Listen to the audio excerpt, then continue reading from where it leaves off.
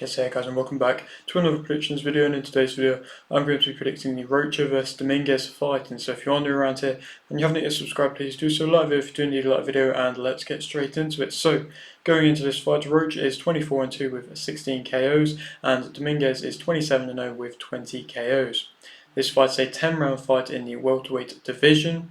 Rocha's last fight was a win via stoppage in round 7 versus Lawson, and Dominguez's last fight was a win via split decision versus Sanchez.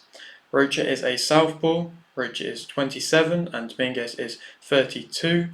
Rocha's losses have come versus Santillan in 2023 and Ellis in 2020. And to speak a bit more about what I've just been saying, like I mentioned, 10-round fight in the welterweight division. It's a good matchup, I think, this one. Dominguez obviously has that momentum, has that unbeaten record where he's going to be wanting to defend that, and I'm sure he's not going to be wanting anything to get in the way of that. But Rocha, he's returning back to main eventing and Golden Boy cars, and is going to be wanting to come back and kind of show that he can still fight at that top level. And Dominguez hasn't fought anywhere near the level in which Rocha has been consistently fighting at, and so we'll have to wait and see how both fighters deal with this fight. Obviously, like I say, Rocha last time out got back to winning ways with a very nice stoppage against Lawson, in which, to be fair, everybody kind of expects that.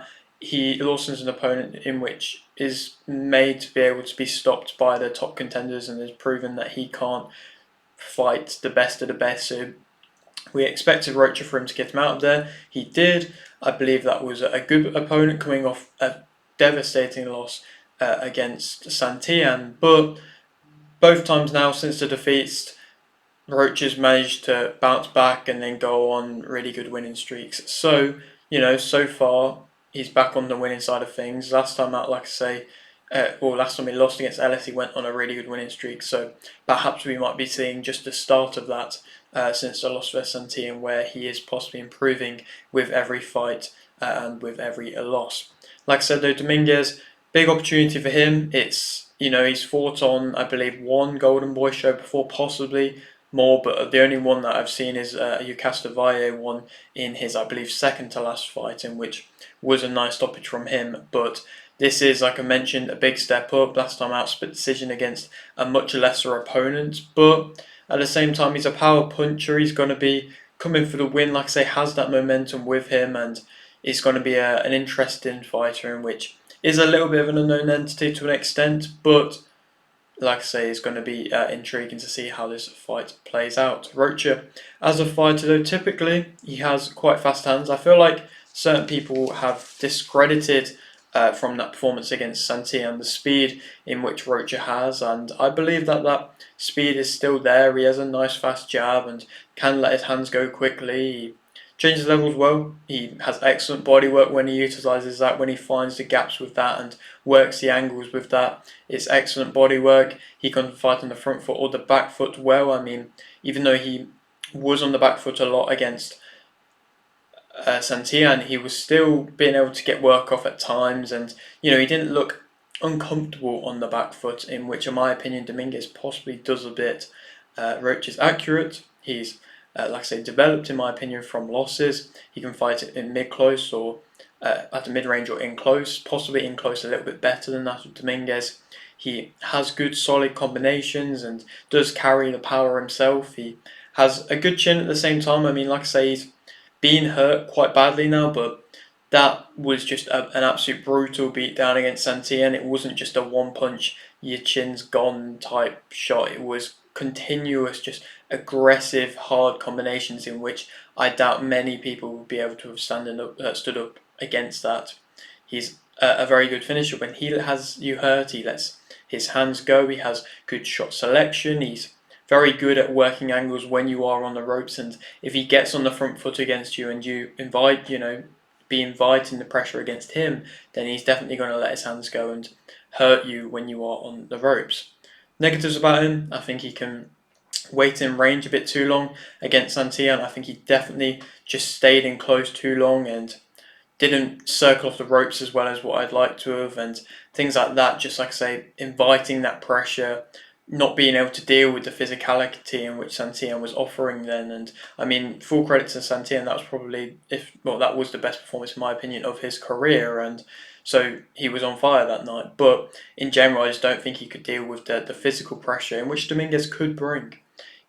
I think, can struggle to impose his size, and if somebody really doesn't respect the power and has a stupidly good chin like Santillan did before, I suppose he did get knocked out versus Norman Jr., but if they do have a good chin and don't respect the power, then perhaps Rocha isn't making the necessary adjustments to be able to deal with that.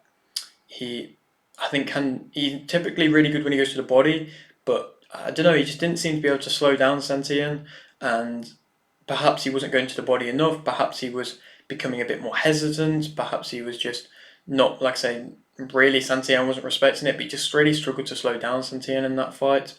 He has all the eyes on him, all the pressure on him, but returning, like I say, back to main events. And this, if he loses this one, this could be the end of big main event fights for him. Obviously, Golden Boy have been developing him for a long time now and have had faith in him and have given him opportunities. But if he can't get through this fight, then where could he go from there? Realistically, I think he would struggle to ever return back to a world championship status.